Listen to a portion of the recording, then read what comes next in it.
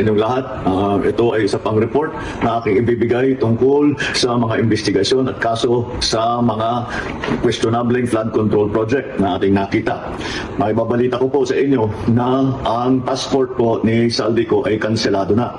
Kaya in-instructionan ko na ang Department of Foreign Affairs pati yung PNP na makipag-ugnayan sa ating mga embassy sa iba't ibang bansa para tiyakin na hindi maaring magtago itong ating hinahabol na magtago doon sa kanilang bansa, at kung sakali man ay siya'y pupunta ron ay i-report sa atin para naman ay maibalik natin siya dito sa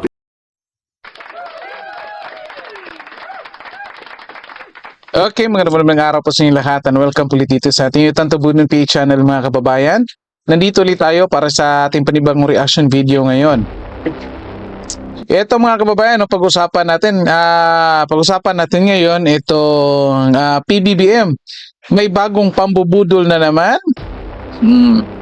Ito yung pag-usapan natin dito mga kababayan. At itong video na nakita ninyo mga kababayan, ito ay kalalabas lamang. Ito ay pahayag niya na kung saan mga kababayan, kansilado na daw yung passport ni Zaldico.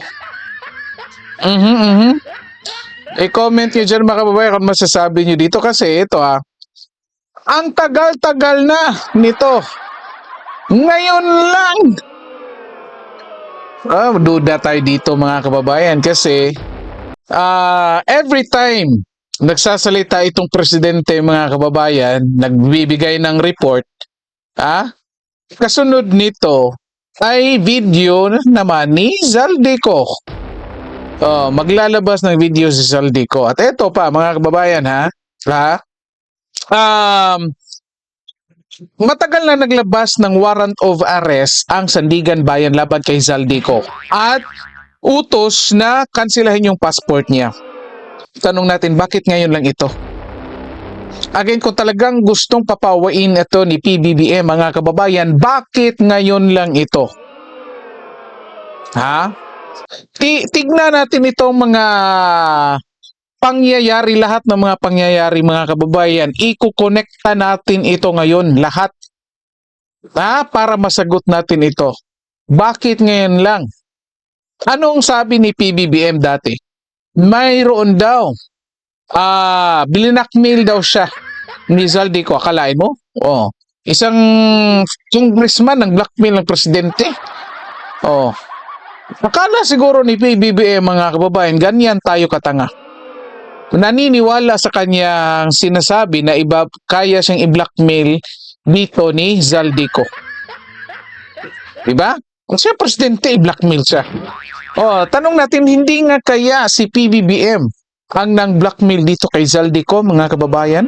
Kasi bakit? In the first place, siya yung presidente. Tapos hawak niya lahat ng ahensya ng gobyerno para tugisin si Zaldico.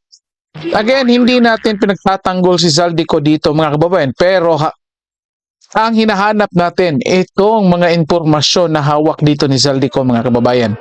At kung titignan ninyo mga kababayan, again sabi ko nga ilang linggo na matapos naglabas ng cancellation ng passport yung Sandigan Bayan. At simula noon, ngayon lang nakansela yung passport mga kababayan. At kung napapansin ninyo, wala ring bagong inilabas na video si Zaldico. Alam naman nating lahat na hindi pa yan tapos, di ba? So ngayon mga kababayan, kansilado na nga itong passport ni Zaldico. So expect tayo na may video itong lalabas. It's either mamaya or baka mga sa susunod na mga araw mga kababayan. Okay, hintay-hintay lang tayo. Okay, so dito ngayon, ipagpatuloy muna natin ito mga kababayan, itong anong report dito ni PBBM. Okay, so bago natin patuloy, paki-like po and share ng videos natin, then paki-subscribe din po ng ating channel mga kababayan. Pilipinas. Kaugnay naman kay Sara Diskaya, sumuko naman siya kahapon sa NBI at nasa kustodyo na siya ng NBI. Inaantay ang formal ng paglabas ng kanyang warrant of arrest. Nagbabasap siya, mukhang wala namang laman yung bond paper mga kababayan. Tignan niyo yung papel. I think isang papel lang yan, di ba mga kababayan? Isang papel lang yan. Pero usually, kapag isang papel lang, tatagos yung ink ng printer dyan, di ba? At mababasa at kahit shadow man lang ng mga letra. Pero dito wala eh. Props lang yan. Ito, patuloy natin mga kababayan. Kaya nakikita po natin, maganda naman ang takbo ng proseso at yung ating mga hinihilaang na kasama dito sa ganitong klaseng sindikato ay haharap sa hustisya. Asahan po ninyo na patuloy pa rin ang ating investigasyon, patuloy pa rin ang ating pagpila ng mga kaso upang tiyakin na ang mga guilty dito sa ganitong klaseng iskandalo ay haharap. May sulat pala mga kababayan. Ayan, at may sulat pala naman talaga. Ayan, kung nakita nyo, hindi makita dyan sa ano, pero may parting nakita. Wala, may sulat naman. Palakpakan natin. Palakpakan. May kiss pa. Ayan. Sa batas. So, ito mga kababayan ha. Patuloy yung investigasyon. Pasalamat tayo patuloy yung investigasyon. Problema lang dito, masyadong halata na ito mga kababayan, na yung mga pinagtatakpan nila, lalong-lalo na ngayon, umaabot na sa pangalan ni Sandro Marcos at Martin Romualdez mga kababayan. At kung titingnan natin ngayon, nasaan na papunta? Mukhang unti-unti nang tumahimik ang tungkol dito sa issue sa DPWH. Sana papunta. Ngayon mga kababayan, binabalik itong issue ni Atong Ang. Hindi ko naman sinasabi na wag na yun pansinin mga kababayan. Of course, kailangan yun pansinin. Pero, hina-highlight ngayon itong issue dito kay Atong Ang. Binabalik ngayon ang involvement dito ni Gretchen Barreto mga kababayan. Ano pang kasunod? Binabalik ulit dito sa impeachment case laban kay VP Sara. Ngayon kay Bato de la Rosa na naman mga kababayan. Sabi ko nga, ikokonekta natin itong lahat mga kababayan. Ikokonekta natin ito. Tingnan nyo yung mga nangyayari ngayon. Ano ang nasa laman ng mga balita ngayon? Kahabol kay Bato de la Rosa. Nagtatago si Bato de la Rosa. Nakafocus ang media dito sa pag-absent niya sa Senado. Di ba? Well, okay lang naman. Wala problema. Sige, habulin ninyo. Sino pa? Pero dati, nung si Zaldico, ang palaging absent mga kababayan, okay lang. Walang pakialam yung taga-media. Hindi nga nila alam kung kailan umalis ng bansa eh. Di ba? Sino pa? Yun na nga, impeachment case laban kay VP Sara, binabalik na rin nila. Tapos ngayon, nagbabalik na naman si Sunny Trillanes, mga kababayan. Magfa-file naman daw ng kaso laban kay, plunder case laban kay VP Sara. Di ba? At ano pa ang laman ng mga balita? Ito, Sara Diskaya, nahuli. Iba pang mga DPWH involved dito, engineers. Kung napapansin, ito na nga, pinapaiwas na nila dito sa mga mas malalaking isda, mga kababayan. Again ha, ito yung nangyari simula nung naimbitahan si Sandro Marcos mga kababayan sa ICI. At the same time, nung nagpahayag na kunwaring iimbestigahan na si Martin Romualdez. Again, kung napapansin ninyo. At ito pa, kahapon lang nagpahayag si PBBM na mayroon siyang 4 na priority bills mga kababayan. Ayan, titignan natin ito. Ito, sasagutin natin dito yung kung ito'y pambubudol, bagong pambubudol nga ba ito ni PBBM mga kababayan. Sasagutin natin ito kasi barado siya dito ng mga kongresista mga kababayan. Na ito, may balita dito, pakinggan natin mga kababayan. Wala raw dating kahit ipaprioridad ni PBBM sa Kongreso ang 4. Wala raw dating mga kababayan. Kasi itong priority bills niya, wala raw dating yung kanang demand. Akalaan nyo mga kababayan. Wala nang, unti-unti nang wala na talagang niniwala dito sa ating presidente mga kababayan. Ito 4 na panukalang batas na napag-usapan sa LEDAC meeting sa Malacanang. Sabi ng ilang kongresista, hindi lang usapin ng prioridad ang kailangan ng nasabing mga panukala, kundi dapat sertipikahang urgent ang mga ito.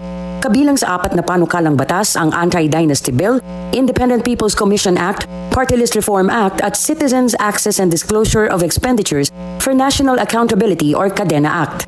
Para kay Tarlac Representative Mark Cojuangco, kung para sa katatagan ng bansa, tamaan niya na iprioridad ang mga panukala. Gayunman, wala naman anya itong epekto sa ekonomiya ng bansa. Nako! Ayan mga kababayan. Now, for stability, let's do it. Okay? Pero walang impact sa ekonomiya. I hope we will give as much priority to measures which have positive economic impact. Tama nga naman, like energy legislation, tama. Yung mga batas sa... kasi mga kababayan, kung napapansin ninyo, ano yung priority? Sinusuportahan natin yan mga kababayan. Pero kung titingnan ninyo yung kung ano yung mga priority na yung 4 na priority, Anti-Dynasty Bill, Party List Reform Act, more on political issues yun mga kababayan. Kung ano sana, party list, i-abolish siya na itong party list, ako personally okay sana yan. Mas okay para sa akin. Mas okay kasi mga kababayan, kahit sasabihin ninyong dapat represented yung anong tawag nito, minority. Unfortunately, mga nangyayari ngayon, hindi na kasi ganyan. Halimbawa, sasabihin mo, kabataan party list. Pero of course, pangalan lang naman yan. Diba? Sasabihin mo, women's party list, Gabriela. Sasabihin mo, marginalized sectors. Hindi man naman, totoo yan. Hindi naman yan totoo talaga. Mga kababayan. Diba? Sasabihin mo, teachers party list, teachers, hindi naman mga guro yung target nila. Di ba? Okay naman sana, pero hindi ibig sabihin mga kababayan na kung itong mga party list na ito ay mawawala, yung mga marginalized sectors like mga teachers, mga kabataan, ay hindi na mapagbibigyan ng importansya. In fact, mga kababayan, every congressman at senators, kahit galing sa kanilang mga distrito, lahat yan, cover po yan. Kasi, itong mga kongresista, hindi lang naman, yung mga nasa distrito nila, yung mga residente na nasa distrito nila, present na po yung lahat na yan. May mga teachers dyan, may mga kabataan dyan, may mga farmers dyan, may mga fishermen dyan. Lahat represente na po yan. Hindi na kailangan mong tatawagin mo pa kasi ginagamit lang ng mga makakaliwang grupo yan. Kasi kahit ako ngayon, magtatayo ako. Papapangalanan ko lang ng something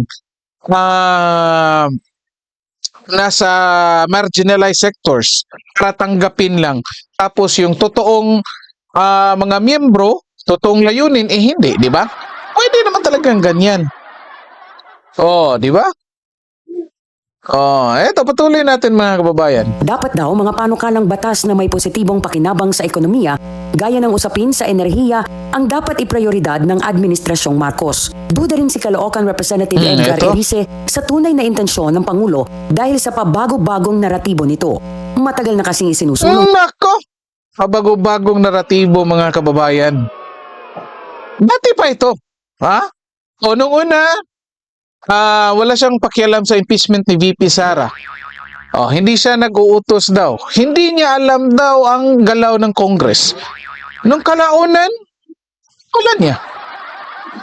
Yung anak pa niya ang unang pumirma. Di ba? Ito rin. Ayan. Igay Erice rin mga kababayan.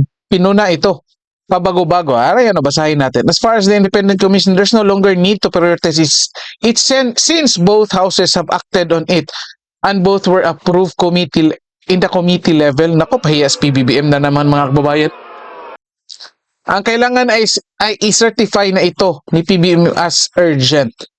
I can't be blamed to doubt the real intention. Paiba ba kasi ang narrative? A few days ago, both Yuse Castro and Ombudsman Remulla said that there is no need to give the ICI extra powers. And Remulla said that 2 months na lang tapos na ang ICI. I am optimistic but cautious on the other 3 reform agenda. PBBM needs to to prove to the people that he truly mean it and not just a propaganda to appease the people. Ito, tama nga, agree nga di ako dito mga kababayan. Again, ito ha, kasi noong trillion peso march, ano ang sigaw? Ito naman yung sigaw, di ba? Ako personally mga kababayan ha, hindi ako agree dito sa anong tawag nito? Anti-political dynasty law bilang isang paraan para, or probably hindi siya ultimate, pero probably makakatulong siya. Again, ang sinasabi ko, hindi ito ang nakikita kong ultimate solution. Pero of course, alam kong nakakatulong ito. Ang problema lang dito mga kababayan, mukhang magva-violate ito dito sa issue ng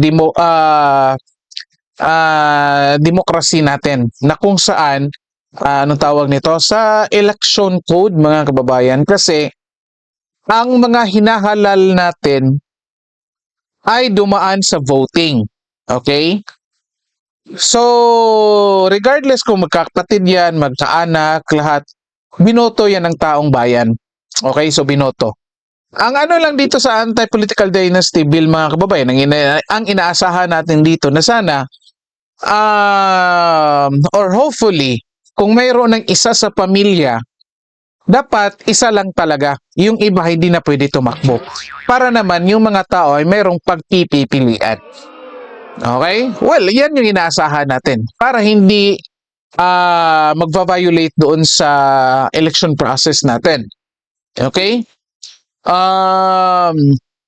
Kung napapansin ninyo mga kababayan, sino ang mga nagsusulong nito? Again, matagal na itong sinusulong. At isa ito sa mga sinisigaw ng trillion peso march. Itong anti-political dynasty bill, itong ICI na gawing batas na. Ito again, ito yung mga karimihang sigaw sa trillion peso march. Ngayon, pahayag ni PBBM na priority ito. Diba? Dito natin masasabi mga kababayan na itong ginagawa ni PBBM ay ako personally nakikita ko dito pambubudol ito. O, tingnan niyo. Kasi nga, ipit na siya mga kababayan. Ang direksyon ngayon sa investigasyon mga kababayan, kahit ayaw ng ombudsman dalhin doon kay PBBM, kahit ayaw ng DOJ at ng ICI dalhin kay PBBM mga kababayan, yung mga tao mismo, alam na kung saan patungo yung investigasyon at sino yung duluduluhan nito. So kaya ang ginagawa dito mga kababayan, sumasang-ayon kunwari si PBBM dito sa gusto ng mga tao. Para kunwari hindi siya hahabulin mga kababayan. Para kunwari concern, naririnig niya ang concern ng taong bayan. Kaya nga agree tayo dito kay Congressman Erice mga kababayan na kung saan sinasabi dito na nagdududa siya sa intensyon dito mga kababayan. Kasi nga inaksyonan na ito. Yet ngayon nagsasabi siya na priority niya. Diba? Pero dati, nung pagkaupo niya mga kababayan, hindi niya ito pinapansin. So ngayon, dito mo masasabing talaga ito pambubudol na naman. Para lang ma-serve yung gusto ng taong bayan at para pagdating ng time na kung hahantong yung investigasyon dyan sa issue sa DPWH, ay mapagtatakpan niyang kanyang sarili mga kababayan. Ito pa bago natin tupusin mga kababayan delikado ito ngayon kasi ito talaga kinatatakutan dito ni PBBM mga kababayan, unfortunately. Imagine niyo kung titigil yung investigasyon or tatapos yung investigasyon dito kay PBBM mga kababayan, kahit anong paglilihis nila dyan, kahit anong paglilihis ng ombudsman, ng DOJ, ng ICI, at alam at malalaman ng mga tao na involved dito si PBBM mga kababayan, delikado ito. In fact, ngayon na mayroon ng mga aksyon, lalong-lalo na yung mga makakaliwang grupo dito mga kababayan ha. Kasi kahit no choice sila, kahit si VP Sarang papalit, no choice talaga sila. Kailangan talaga nilang manawagan dito kay PBBM na magbitiw. Ang kinatakutan nila dito mga kababayan ay kung ang pagpapalit dito kay VP Sara. Kasi lahat yan mga kababayan, alam natin, bulgar yan lahat. Ha? Lalong-lalo na kung ma-convince dito si Zaldico mga kababayan na maproteksyonan siya. Kasi nga, doubtful si Zaldico na umuwi. Kasi alam niya, lahat ng ehensya ng gobyerno kontrolado ni PBBM. So alam natin natatakot siya. So kung si VP Sara, or kahit sinong ibang presidente ang papalit mga kababayan at ma-assure niya ang safety dito ni Zaldico at makapagpanumpa siya or makapagsalita siya under oath mga kababayan, yan yung kinatatakutan nila dito. Kasi maluluto sila dito mga kababayan. Kaya ngayon, may pa-report na sa accomplishments niya, may pa-priority bill na sa kung anong sigaw ng mga tao para pagdating ng araw, sasabihin na naman nila na si PBBM nga naman ang nagpa-priority bill. Katulad ng naratibo nila ngayon na si PBBM daw ang nagbulgar ng anomalya dyan sa DPWH. Okay, comment nyo dyan mga kababayan kung ano masasabi nyo dito. Okay, so dito na po muna tayo. Paki-like po, share ng videos natin, then paki-subscribe din po ng ating channel. Okay, maraming salamat sa lahat at magandang araw po sa inyo.